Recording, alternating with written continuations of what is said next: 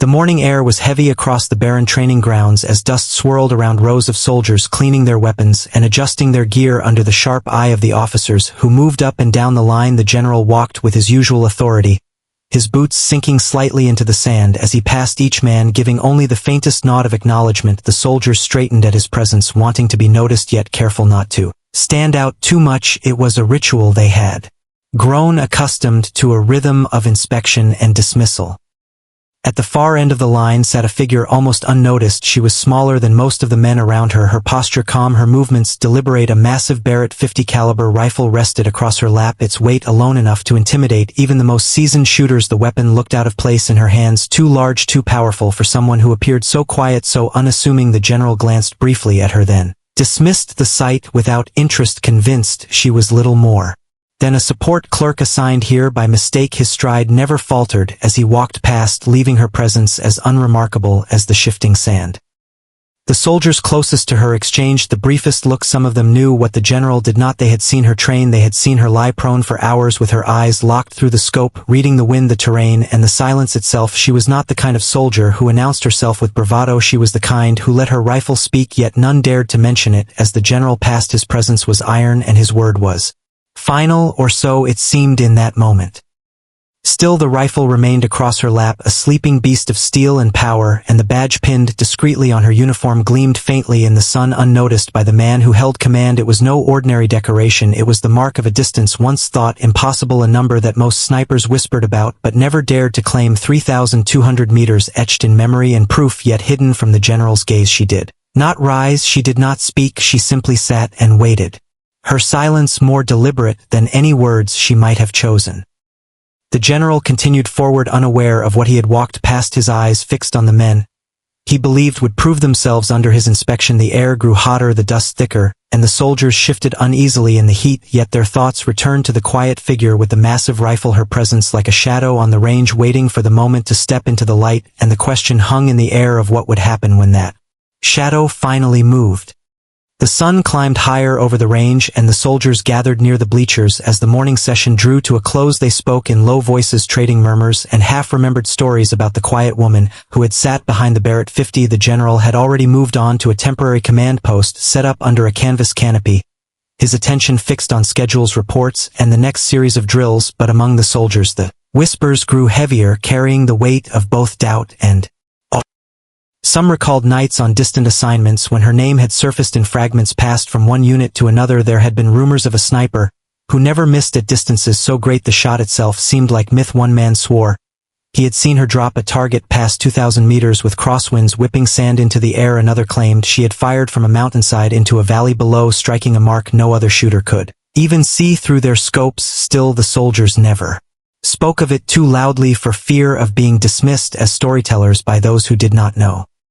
Now, with the general present, none dared to challenge his assumptions. His word carried finality like stone, and no one wanted to appear foolish by praising a soldier he had brushed off, yet their eyes betrayed them each time they glanced toward her quiet figure. They wanted to see if she would react, if she would rise and correct the misunderstanding, but she remained still, polishing the heavy rifle with slow, careful strokes, as though waiting for something only she could sense. Her silence unsettled them even more, because silence among soldiers often meant restraint, and restraint among warriors often meant power held back. Her calm expression gave nothing away, but her badge glimmered again in the harsh sunlight, the numbers engraved upon it telling a story that none of the men dared to repeat in front of the general. Yet one by one their attention returned to it, the faint reflection catching their eyes like a signal none of them could ignore. The general meanwhile dismissed the matter entirely, his focus on the schedule of training drills to prove the unit's precision. He demanded targets placed across the range, but he paid no attention to distances beyond 2 kilometers, considering them wasted effort. In his mind, no one present had that kind of skill. His assumption rested unquestioned, his authority unchallenged, and yet the atmosphere around the soldiers thickened with the weight of what they knew, what they feared to say, and what they suspected would soon be revealed. The moment hovered in silence, the soldiers waiting, the general unbothered, and the woman with the Barrett .50 calmly waiting for the range to shift into something that would finally force truth into the open. The briefing began under the shade of the canopy where the general stood with a map spread across a wooden table. His voice carried authority, sharp and unwavering, as he spoke of upcoming drills and the need for precision in every action. The soldiers stood in formation, listening, though their eyes often drifted toward the range beyond, where distant targets shimmered faintly in the desert heat. The general traced his finger across the map, pointing out sectors where long-range accuracy would be tested, but his words revealed his belief that none among them could strike past 2 kilometers. A few of the men shifted uncomfortably, exchanging glances, for they knew one soldier among them had done far more. They wanted to speak, yet fear of ridicule and reprimand kept them silent. The general declared with finality that long-range claims were myths, exaggerations from soldiers desperate to prove themselves in the face of mediocrity. His words cut the air, leaving no room for argument, his confidence ironclad and absolute. The quiet woman listened from the edge of the gathering, her rifle leaning against the post beside her. She made no attempt to speak, no attempt to correct him. Her stillness was her shield, and her patience was her weapon. Her mind ran through calculations she had done countless times before: wind direction, elevation, bullet drop, every detail etched into her memory like scripture. While others doubted, she simply remembered. She remembered the echo of impossible shots and the silence that always followed, when no one could believe what they had seen. The general continued, dismissing the concept of legendary marksmanship with a tone that left no space for wonder or respect. To him, soldiers were tools of discipline, not myth, and he had no patience for what he deemed tales of exaggeration. Yet in his attempt to assert his authority, he fed the quiet tension that now thickened among the ranks. The soldiers stood straighter, but their thoughts were restless, each of them recalling fragments of stories, whispers of her past, the kind of past that turned a soldier into a name etched in silence. The meeting broke with a call for volunteers to demonstrate skill at range. The general expected eager hands, but hesitation filled the air. The targets to be tested were set far across the desert, wind already bending heat in waves. Men looked away, avoiding the challenge. None wished to be the first to fail, and in that pause the silence grew heavier. Eyes shifted toward the woman, who remained seated, calm, unshaken, and waiting for a moment only she seemed to recognize.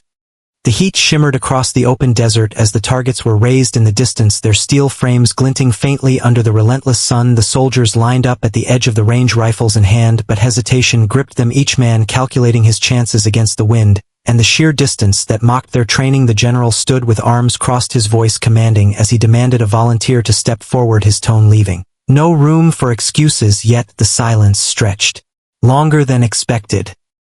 One soldier finally stepped out, aiming for a closer target.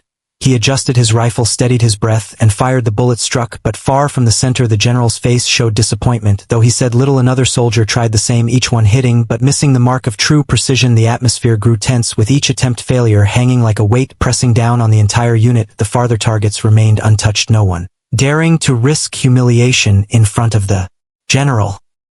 The quiet woman remained seated at the edge of the formation, her Barrett resting against her shoulder like a giant waiting beast. She had not spoken a word, not raised her hand, yet her presence had begun to gnaw at the men around her. They felt it, though they could not explain it. Their glances turned toward her again and again, as if silently asking the question they dared not speak aloud. Would she rise? Would she challenge the silence? The general himself seemed not to notice, his attention fixed on the faltering display of skill before him.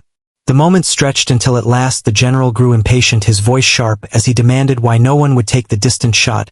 He mocked their hesitation, dismissing them as undisciplined and unworthy of elite standing. His words cut deep into the pride of the men, yet none moved forward. Fear of failure was greater than the sting of insult, and so the silence continued, heavy, oppressive, unbroken. Then she moved, her figure rising, slow, deliberate, calm, the kind of movement that drew every eye without needing a sound. The Barrett lifted into her hands with a weight that looked effortless, the massive rifle balanced against her shoulder, as though it belonged there and nowhere else. She walked forward to the firing line, each step echoing with finality. The soldiers held their breath. The general narrowed his eyes, curious but still unconvinced. She lay prone on the hot sand, settling into position. Her scope trained far across the desert on the target no man had dared claim, and in that moment silence covered the range tighter than before, waiting for what would come next. The wind rushed low across the desert floor, carrying grains of sand that cut at the skin and blurred the horizon. The heat shimmered so intensely that the distant target seemed to ripple like a mirage. The woman lay flat against the ground, her body aligned with the Barrett 50, her cheek steady against the stock, her hands calm, as if she had been born to hold the weapon. The soldiers behind her stood silent, their breaths shallow, their eyes locked on her every movement, as though watching something beyond their comprehension. She adjusted the bipod, shifting the weight until the massive rifle sank firmly into the earth. Then, She tilted her scope, reading the invisible language of the wind. Her eyes narrowed, calculating angles, distances, drops, corrections, every variable moving through her mind with the precision of a machine, yet her expression never changed. She inhaled, slow, deep, controlled, until her heartbeat steadied into rhythm. Her finger rested on the trigger, but did not move. Not yet. Patience was her companion, and silence her shield. The general watched with faint amusement, his arms still crossed over his chest. He believed the shot would miss, believed the rifle in her hands was nothing more than bravado. He had seen men fail at half the distance, and he expected no different from her. In his eyes this was an exercise in futility, but he let it unfold, curious to see the inevitable disappointment fall across her face. His certainty stood like stone, unshaken by rumor or whisper. A sudden gust rolled across the field, stirring the flags that marked the lanes, yet she did not flinch. Her focus remained locked through the scope, her breathing slow, measured, unbroken. The soldiers exchanged uneasy looks, caught between doubt and anticipation. Their silence stretched so long it began to feel like a living thing pressing down on all of them, until at last she exhaled with finality and her finger moved. The crack of the Barrett split the air like thunder rolling across the desert. The recoil slammed into her shoulder, yet she absorbed it with the ease of countless repetitions. The bullet soared invisible over the sand. The seconds felt like an eternity, stretching longer than the shot itself, until a faint metallic clang echoed back across the barren distance. The spotters raised their scopes, their voices caught in disbelief before they shouted confirmation. The target had been struck clean. The soldiers erupted in stunned silence, a silence louder than any cheer. Their eyes locked on her prone figure, still calm, still steady. The general's expression shifted almost imperceptibly, his certainty no longer unshaken but pressed by doubt, and yet the range was not finished, and neither was she. The metallic echo of the first impact still lingered in the hot air when the general stepped forward, his boots crunching against the dry earth, his expression unreadable, though a flicker of something colder ran beneath the surface. The soldiers stood motionless, stunned by what they had witnessed. None had ever seen such control at that distance, yet the quiet woman remained prone, her cheek still against the stock, her eyes never leaving the scope, as though the first hit was nothing more than the beginning. The general spoke, his voice sharp, demanding that the targets be pushed farther into the desert. He wanted to see the line of men break against the impossible. He wanted proof that luck had not played a part. His order rang out, and the range crews obeyed, dragging the frames into position. Nearly 3,000 meters away, the shimmer of heat swallowed them until they seemed no more than dots wavering against the horizon. The soldiers exchanged anxious glances. Some whispered under their breath, certain that no one alive could make that shot.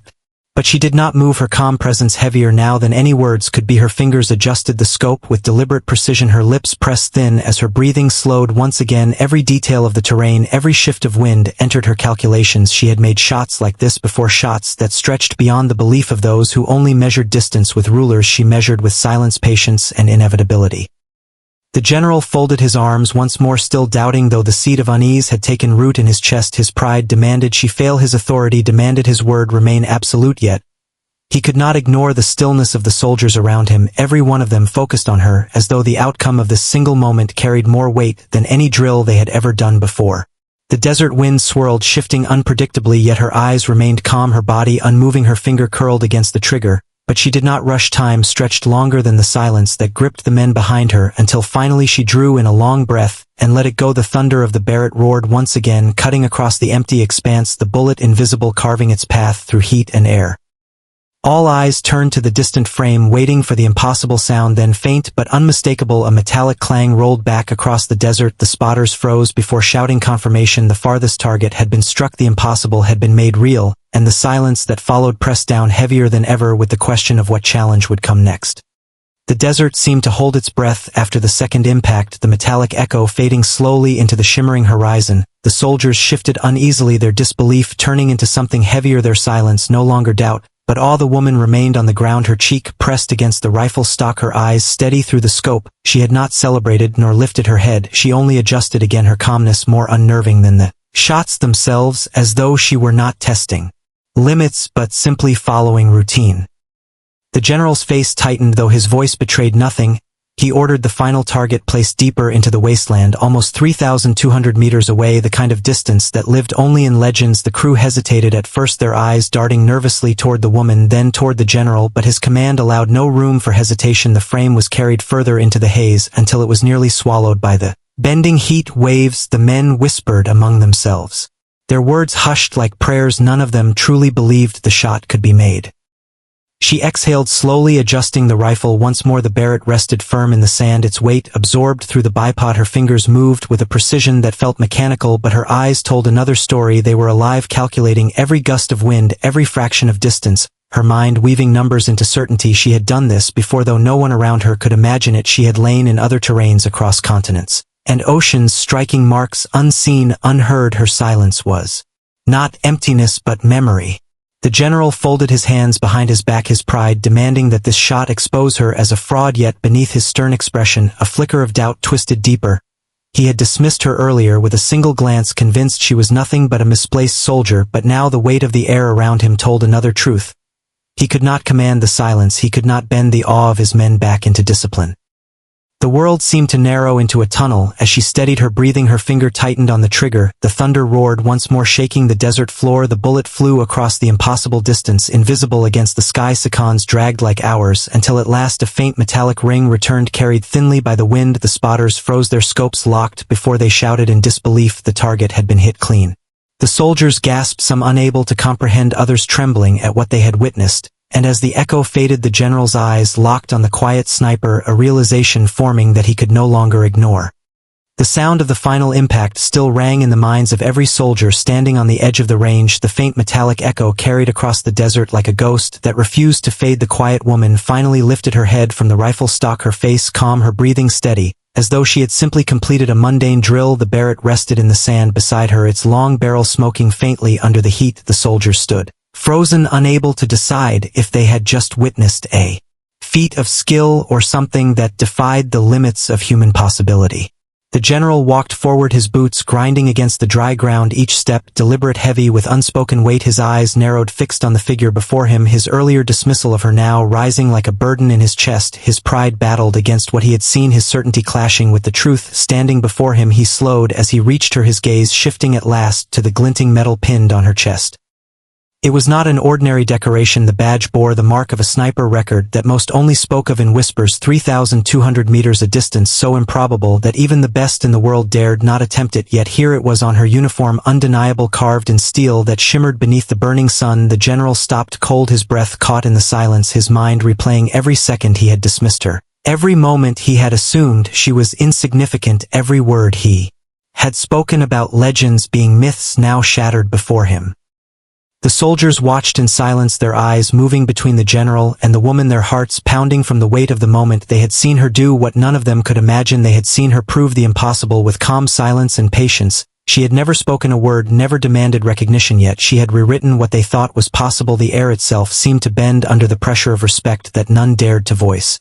The general stood only a few feet away, his hand hovering slightly as though uncertain whether to salute or to demand explanation. His authority cracked, but his discipline kept him still. The soldiers straightened, instinctively sensing that the next breath would decide everything. She remained calm, her eyes meeting his, without arrogance, without pride, simply steady, as if daring him to acknowledge the truth at last. The silence thickened, every soldier waiting for the general to act, his pride holding him still, his mind wrestling with disbelief, and yet the glimmer of her badge burned brighter than his doubt. The desert range had fallen into a silence so absolute that even the wind seemed reluctant to disturb it. The soldiers stood rooted in place, their uniforms heavy with dust and sweat, yet none of them dared move, their eyes locked on the quiet sniper, who had just turned myth into reality. The Barrett 50 rested at her side, its smoking barrel cooling slowly like a beast finally tamed, her hands calm, her face unreadable, as though the impossible feat had demanded nothing extraordinary from her. The general remained frozen in front of her, his chest rising with restrained breath, his pride fractured by what his own eyes had been forced to witness. He had dismissed her as a clerk, as a mistake, as someone with no place among warriors, yet the badge pinned to her chest mocked his arrogance. It gleamed under the sun, carrying with it a truth that he could no longer deny. 3,200 meters, a distance that should have belonged to stories, now stood carved into the air around him. Undeniable, unbreakable. The soldiers felt the shift ripple through them, their posture straightened without command, not out of fear but out of recognition. They looked upon her not as a fellow soldier, but as something more, a figure who had redefined the limits they thought unshakable. Their respect, heavy though unspoken, it carried through the silence like a wave. None of them dared to speak for fear their words might shatter the weight of the moment. The general's hand twitched slightly at his side, as though searching for action he could take to regain control, yet no command rose to his lips. His authority, that had always been iron, now felt fragile like glass under the heat of what she had proven. He looked into her eyes and found no arrogance, no challenge, only discipline and silence, her gaze steady, as if reminding him that her rifle had already spoken more loudly than she ever would. At last he lifted his hand in a sharp motion. The soldiers stiffened, expecting a reprimand, but instead his hand rose higher, his fingers pressed together, his arms straightened in salute. It was a gesture. He had not intended one that broke his own rigid sense of order, yet it came as though pulled from him by something greater than rank. The soldiers gasped softly, their eyes wide at the sight of a general saluting a quiet sniper. She did not move, her expression remained calm, unshaken, her silence deeper than any speech. Yet in that silence the entire unit understood the truth that respect was not granted by rank alone, but earned through proof that left no room for doubt. And still the question lingered: what would follow once the salute ended? The salute hung in the air longer than any command the general had ever given. The soldiers stood transfixed, their hearts caught between disbelief and reverence. Never had they seen their leader break form, never had they imagined him acknowledging someone he had dismissed only hours before. The desert wind carried the weight of the moment, sweeping across the barren ground, yet nothing stirred in the formation, not a breath, not a word, all eyes fixed on the woman with the Barrett 50. She remained still, her gaze steady, her posture calm, as if the salute mattered little to her. The badge on her chest gleamed once more under the harsh sun, the number etched upon it burning itself into the minds of every soldier present. 3,200 meters, an achievement so far beyond their imagination that it seemed almost unreal, yet they could not deny what they had seen with their own eyes. They had heard the thunder of the rifle, they had waded through the silence, and they had witnessed the impossible strike. The general lowered his hand slowly, his eyes locked on hers, searching for arrogance, but finding only discipline. He stepped back a pace as though granting her space without speaking. The soldiers noticed, and their understanding deepened. They knew he had been changed in that moment, broken not by defeat, but by the undeniable truth of skill that could not be dismissed. His silence spoke louder than any order he might have given, and it rippled through the men around him.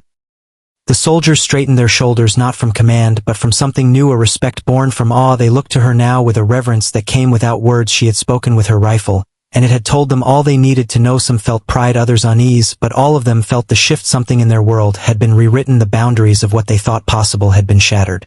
She rose at last, her movements slow, unhurried. She lifted the Barrett with ease and slung it over her shoulder, as though it were no heavier than a common rifle. Her eyes scanned the horizon, not the men, not the general, as if the desert itself had been her true opponent, and she had simply conquered it. She turned calmly, walking past the line of soldiers who parted for her in silence, their eyes following her every step. The general did not call her back. He did not question nor command. The silence remained absolute until she disappeared beyond the haze of heat, leaving behind only the echo of her shots and the weight of a truth none of them would ever forget.